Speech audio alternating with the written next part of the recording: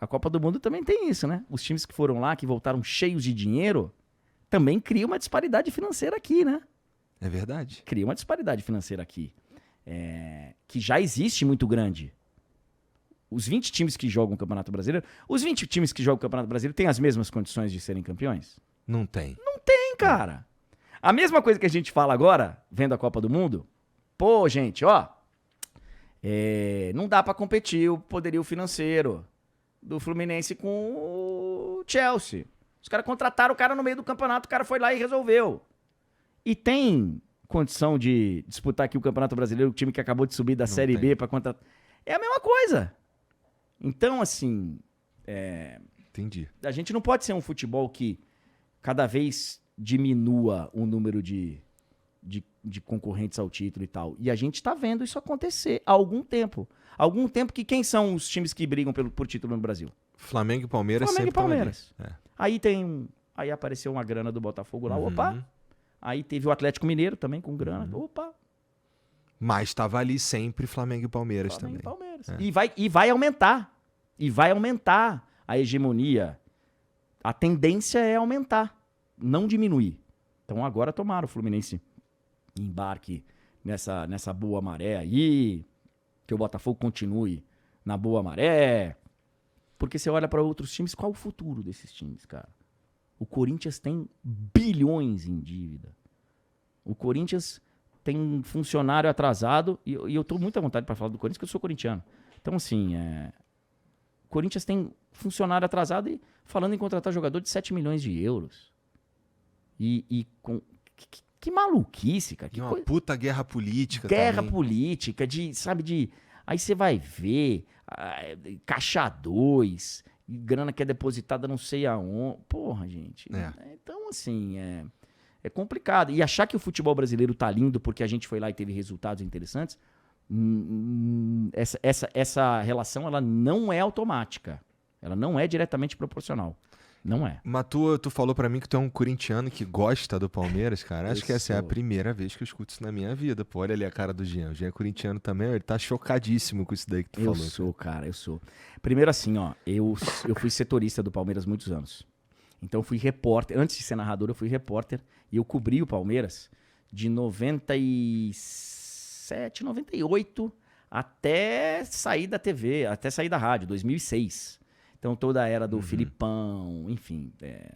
E eu ia diariamente ao Palmeiras. Os caras sabiam que eu era corintiano, mas eu passei a torcer pelo Palmeiras, porque o Palmeiras ir bem nas competições, eu ia também. Então, profissionalmente, e também fiz muitas amizades, cara. Então, não só os jogadores, diretor, médico, preparador físico. Pô, cara, você faz amizade com os caras. Quem me ouvia mais era o torcedor do Palmeiras. Eu fui homenageado algumas vezes na Mancha Verde. Eu fui, cara... Que maneiro. Então assim, eu passei a gostar, cara, das pessoas. Então, eu não, assim... Eu entendo. Chega num momento do futebol que você passa a torcer pelos amigos.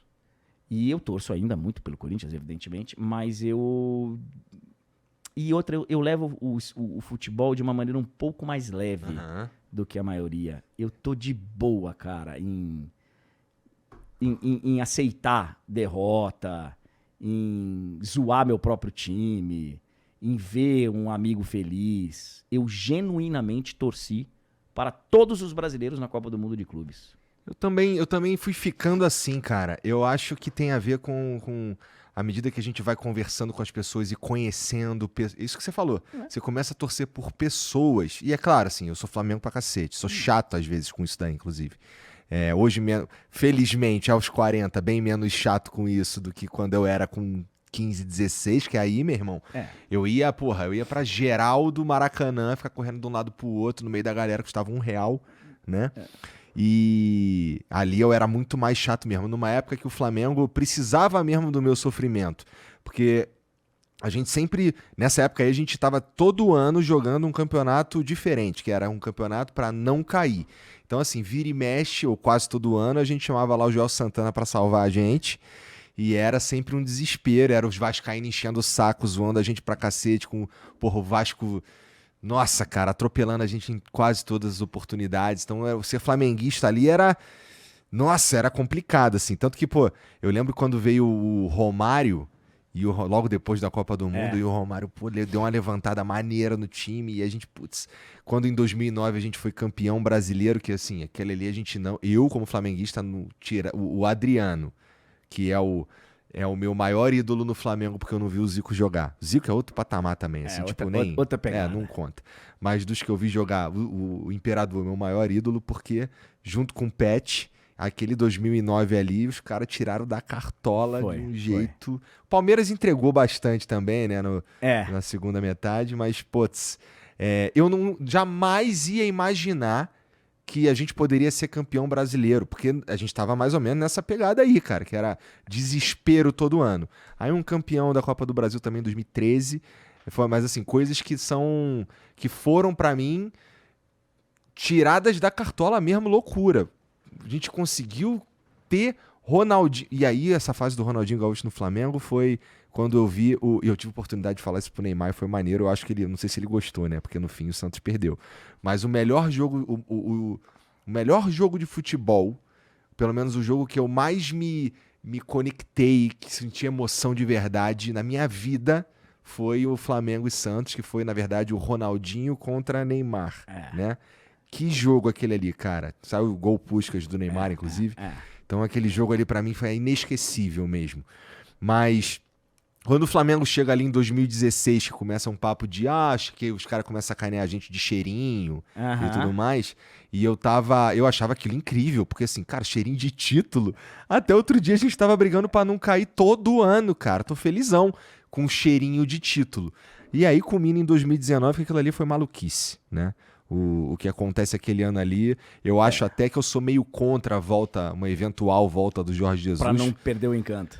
Porque eu acho que a galera vai esperar um 2019 de novo e simplesmente precisaria de de algo místico pra acontecer aquilo ali de novo. Porque o que aconteceu foi meio místico mesmo. Foi, total. Então, assim, e aí eu fui entendendo mais de Flamengo e de futebol e no fim das contas conhecendo mais pessoas mesmo.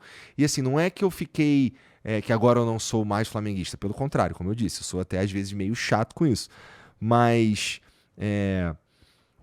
o futebol em si, ele acaba que me encanta, não é nem que me encanta mais, mas ele me encanta de um jeito diferente. Quando o Flamengo tá jogando é outra coisa, mas ligar a TV e tá passando um futebol, demorou. Vamos ver um futebol aqui e eu vou curtir esse futebol e aí eu vou, dependendo assim, se eu conheço a história que tá acontecendo naquele jogo ali, eu vou torcer para um time e tudo mais, mas a ideia é que o futebol acaba, ele me pega hoje de um jeito muito mais maduro do que ele pegava quando eu era mais moleque. É isso aí, cara. E eu me vejo em situações que, assim, eu não consigo mais ver jogo de futebol, por exemplo, em bar, porque, cara, você não consegue ver o jogo com calma e é um fanatismo, uma doideira que cega. Então, você não consegue chegar pro cara do lado e falar, pô, cara, não foi pênalti, não foi nada, segue.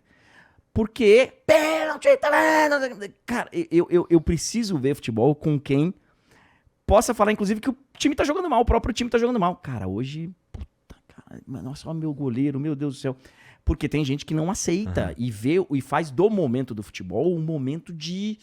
Eu não, cara, eu não... Foi-se o tempo de eu perder o sono por causa do meu time, de uma derrota muito sentida, muito doída. Eu duro, assim, a minha raiva dura 3 minutos.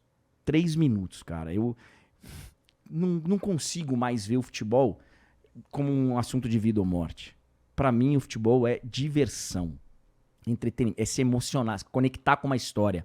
Dificilmente eu consigo ver um jogo sem torcer pra alguém. Eu não gosto de ver futebol por ver. Eu tenho que estar envolvido. Eu tenho que estar torcendo pra alguém. E normalmente eu tenho torcido pros meus amigos, pro time dos meus amigos. Claro que no grupo, na sacanagem, né, tem a provocação. Eu cheguei para um amigo meu, torcedor do Palmeiras, e falei, pô, cara, pelo menos o Palmeiras fez um gol nesse Mundial, já, né? Porque o Palmeiras tinha vindo de alguns aí que não tinha nem feito, pô, fez um gol. E aí, eu tô de boa com o cara do outro lado, pô, cara, já foi coisa linda, tal. Aí, nós estamos na mesma vibe. A vibe da cegueira coletiva e da... Puta, eu não consigo Do ponto mais. de sair na porrada com os outros, Pô, né, cara? Cara, eu não consigo... O máximo, assim, cara, uma provocação na janela ainda vai. Mas assim, cara, as pessoas estão se matando por causa de futebol, cara.